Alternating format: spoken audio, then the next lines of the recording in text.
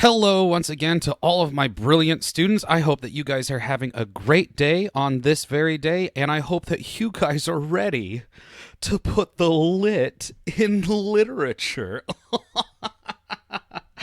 Please don't unsubscribe. Today, we're going to be learning about the author's point of view. I want you to be able to not only identify, but I want you to learn how to determine what the author's point of view is. So yeah, it's going to be identification, but there are some tricks of how to identify what the POV is, okay? And so I'll be calling it point of view, perspective, or POV fairly interchangeably, all right? So let's go ahead and get started.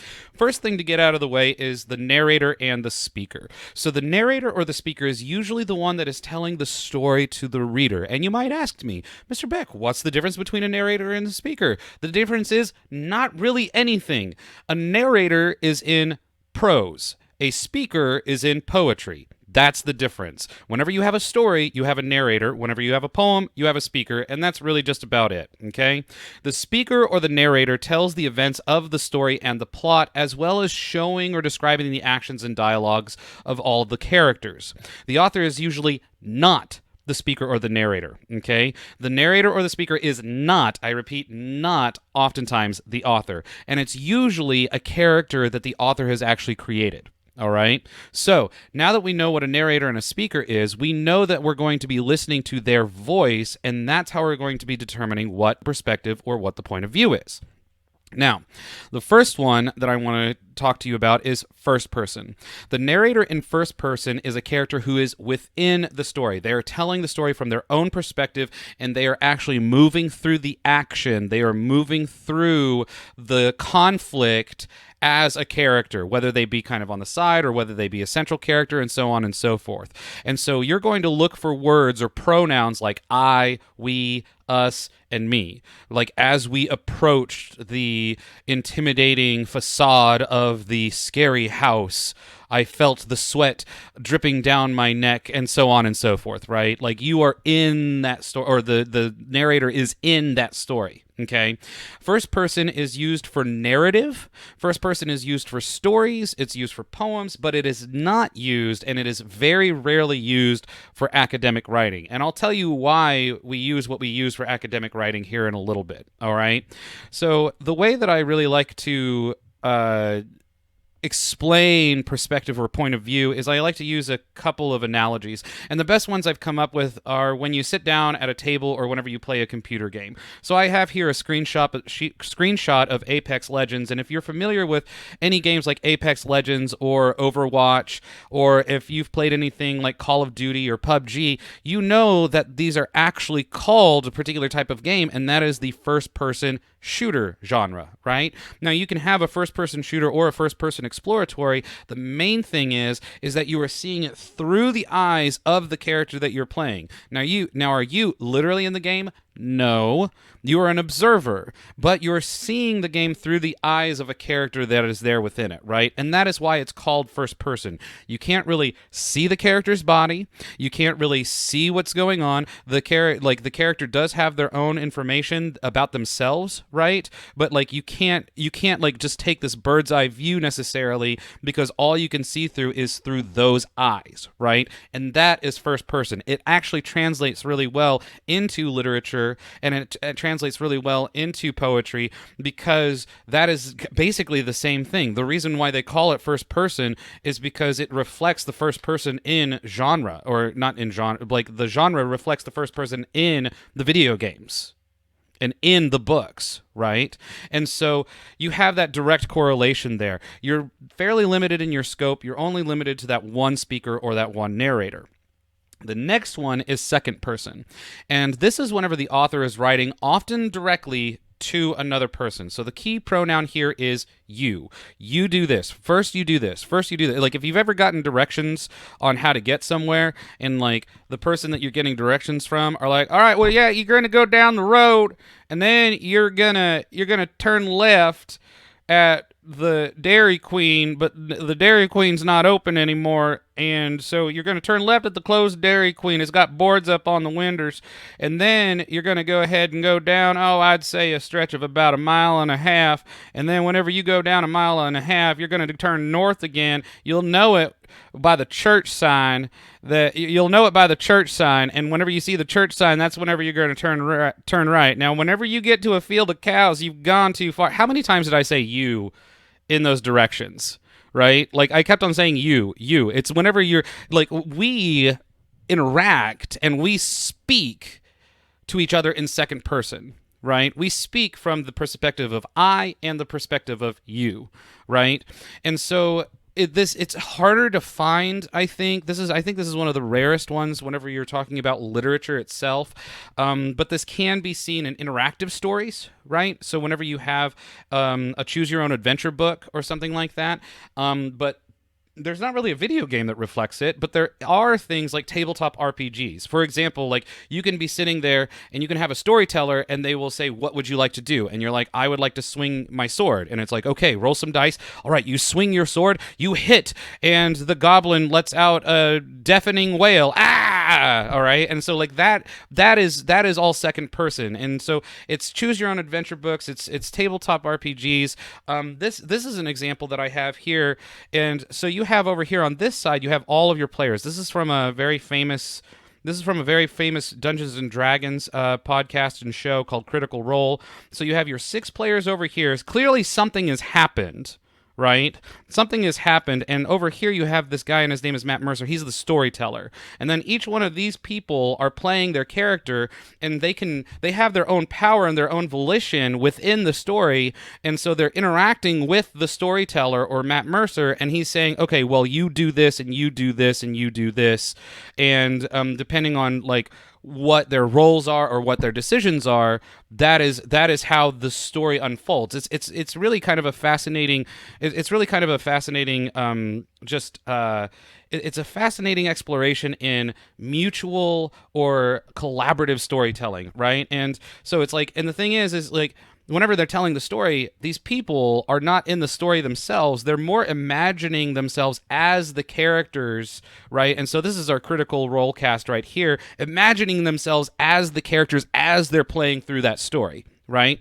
Now, just really quickly, I will say that this is often used in letters of direct address, right? So you'll find it in emails, and you'll find it in letters, and you'll occasionally find it in instructions, like I just like gave you directions, and in cookbooks and things like that, or like, I don't know, like the IKEA directions, like first you like first you put in this screw, and then you put this board and attach A to Z and all of that kind of stuff, right?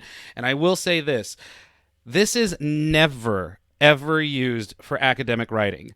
If you are writing a research paper, if you are writing and honestly, really even typically a story, if you are writing something in school, you should not use second person.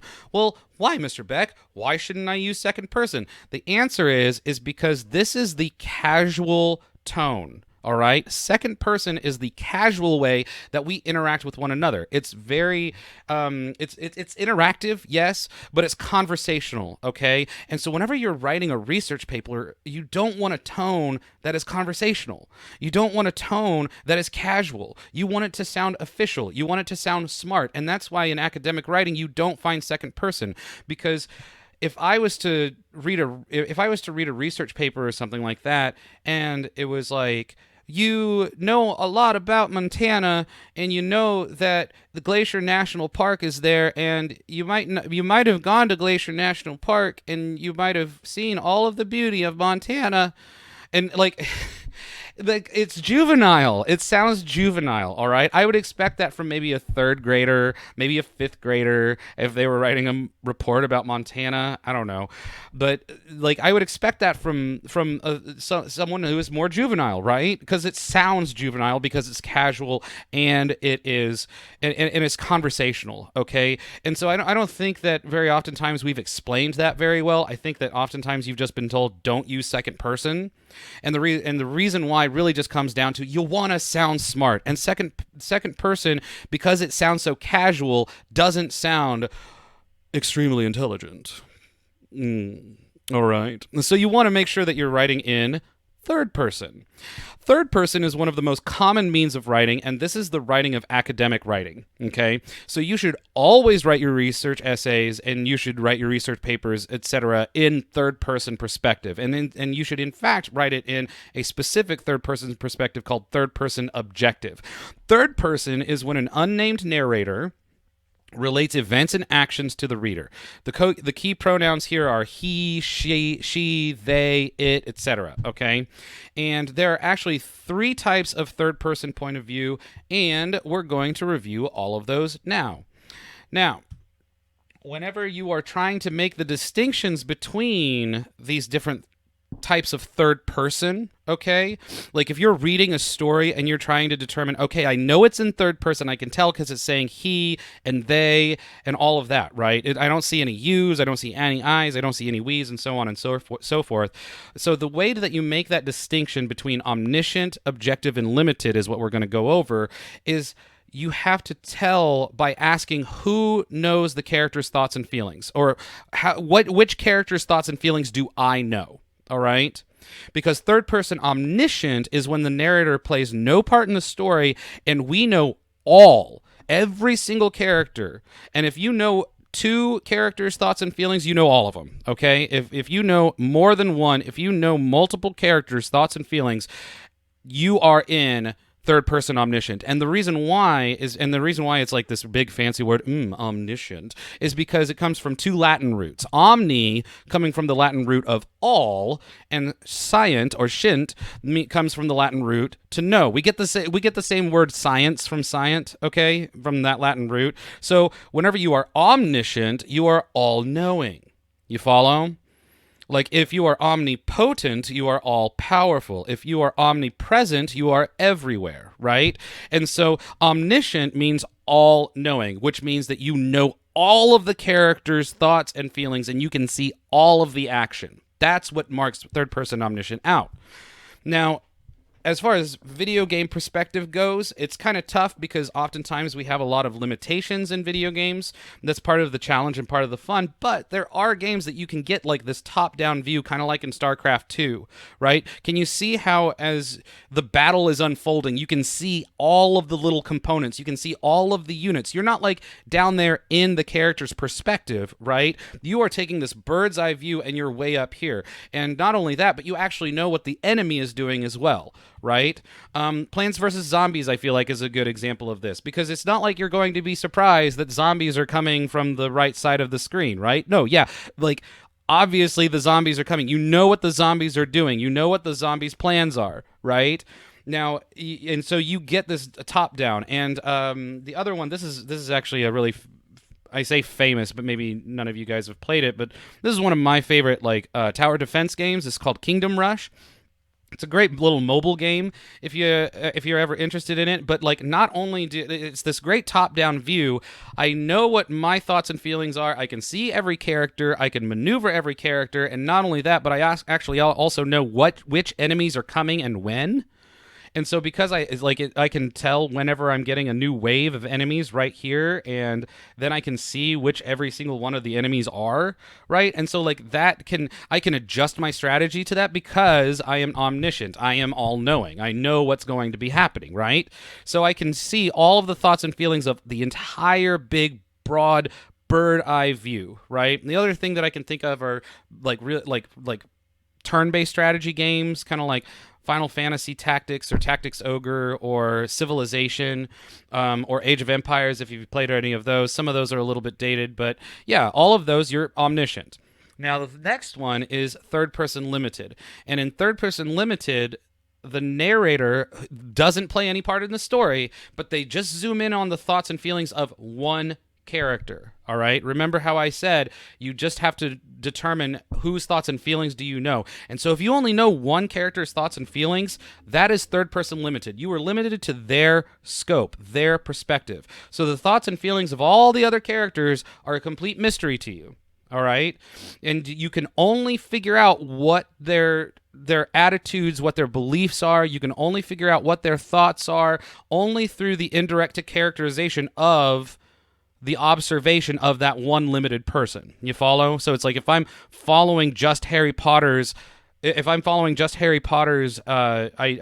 if I'm just following his thoughts and feelings, like I have to infer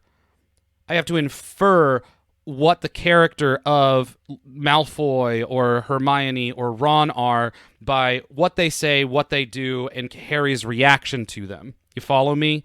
Like, I'm only limited to that one scope. I don't know what all of the other characters are thinking.